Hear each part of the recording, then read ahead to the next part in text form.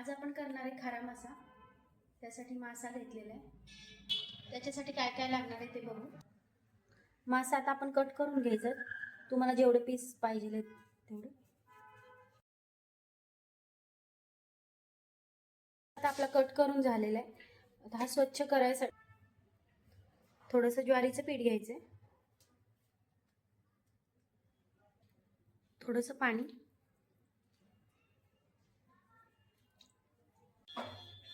याला चांगलं लावून चोळून घ्यायचं हे पीठ, म्हणजे त्याचं मीठ वगैरे त्याचं काय असेल ते निघून जातं घाण.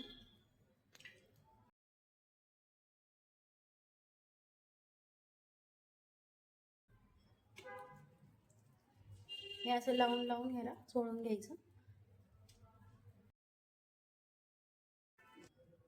आता हे पीठ लावलेलं धुवून घ्यायचं स्वच्छ.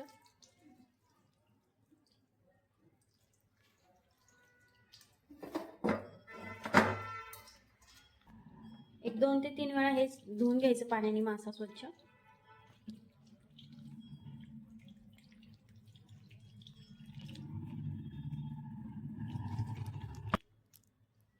मासा स्वच्छ धुवून झालेला आहे. एक 2-3 चमचे तेल घ्यायचे कांदा फ्राय करण्यासाठी. हे 2 कांदे घेतलेले आहेत बारीक चिरून, ते आता टाकून घेऊ तेलात.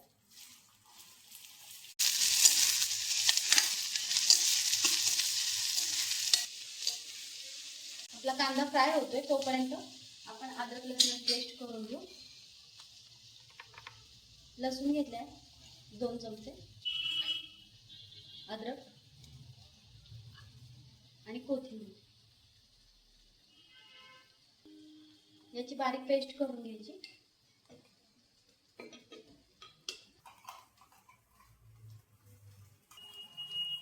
आपला कांदा फ्राय झालेला आहे, थोडा फ्राय करून घ्यायचा, जास्त काळा नाही करायचा. त्यात अद्रक लसणाची पेस्ट टाकून घेऊ. पेस्ट छान फ्राय करून घ्यायची.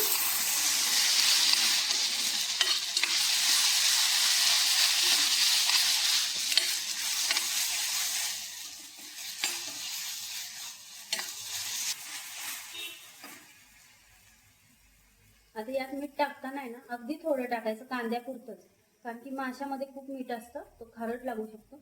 अगदी थोडा अर्धा चमचा टाकायचा.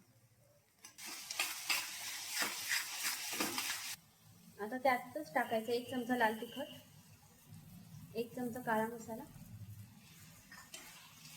अर्धा चमचा हळद,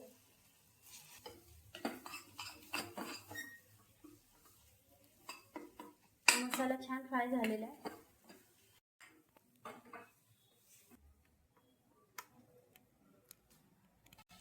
मसाला छान फ्राय झालेला आहे. आता आपण मासा टाकून घेऊ.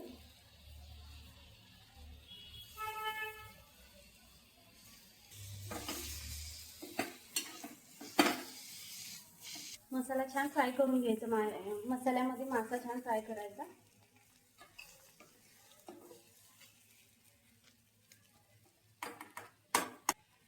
अगदी 2च चमचे पाणी टाकायचे.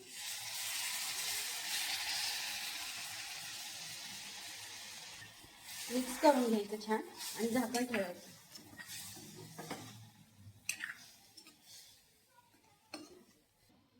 एक मिनिट भरच झाकण ठेवायचं, जास्त शिजवायचं नाहीये, एक वाफ घ्यायची फक्त. भाजी झालेली आहे, हे बघा किती छान झाली, मस्त झाली. आणि हे पण शिजले छान मासे.